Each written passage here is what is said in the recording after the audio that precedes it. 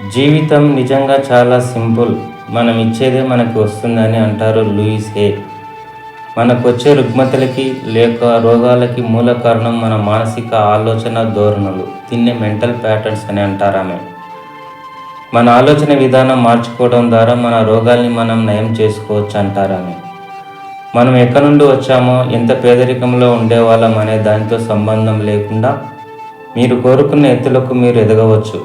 మన జీవితాన్ని అత్యంత ఉన్నత స్థాయిలోకి తీసుకువెళ్ళవచ్చు అని అంటారామె.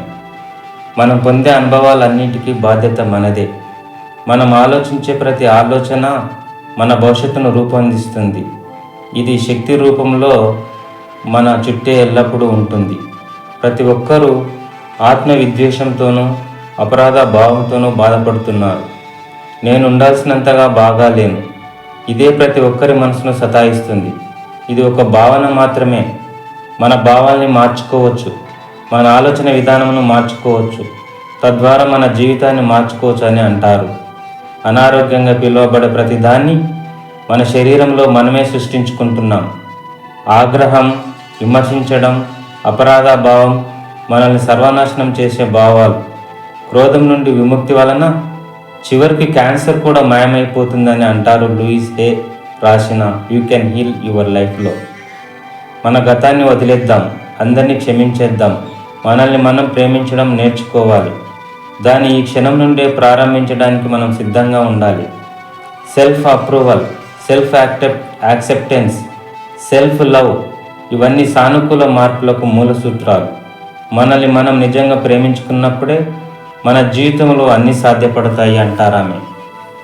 ముఖ్యంగా మన జీవితంలో జరిగే ప్రతి విషయానికి, మంచిదైనా చెడ్డదైనా, దానికి మనమే బాధ్యులం.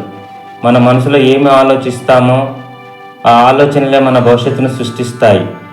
మనం ఆలోచించే ఆలోచనలు, మనం మాట్లాడే పదాలే మన అనుభవాలను సృష్టిస్తాయి. ఏ వ్యక్తికి కానీ ఏ స్థలానికి కానీ మనపై అధికారం చెలాయించే శక్తి లేదు. ఎందుకంటే నిజానికి మనం మాత్రమే ఆ శక్తిని కలిగి ఉన్నాం. మనం మన మనసుని శాంతిగా సామరస్యంగా ఉంచుకుంటూనే, మన మైండ్ బ్యాలెన్స్ని చేసుకుంటూనే మన జీవితంలో కూడా ఆ శాంతి, ఆ సామరస్యత, ఆ బ్యాలెన్స్ చోటు చేసుకుంటుంది. మన జీవితంలో మన గురించి పెట్టుకున్న నమ్మకాలే మన వాస్తవాలుగా మారుతాయి. మనం ఏ అంశాలను ఆలోచించడానికి, నమ్మడానికి ఎంచుకుంటున్నామో ఆ ప్రతి ఆలోచన నెరవేర్చడానికి విశ్వం మనకు పూర్తిగా సహకరిస్తుంది. దీన్ని మరోలా చెప్పాలంటే మన అవచేతన, దీన్నే సబ్కాన్షియస్ మైండ్ అని అంటారు.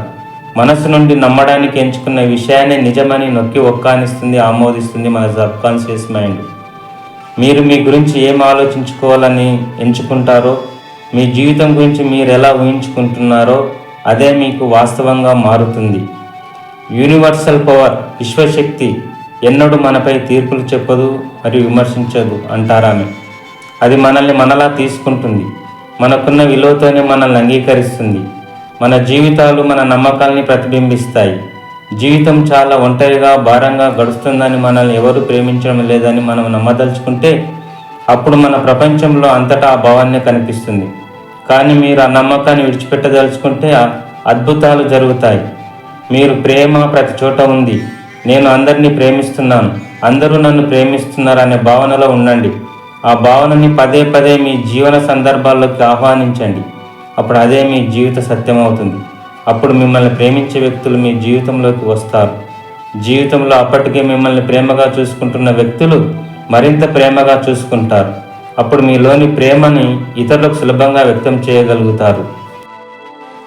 Thank you viewers. Please like and subscribe. Thank you.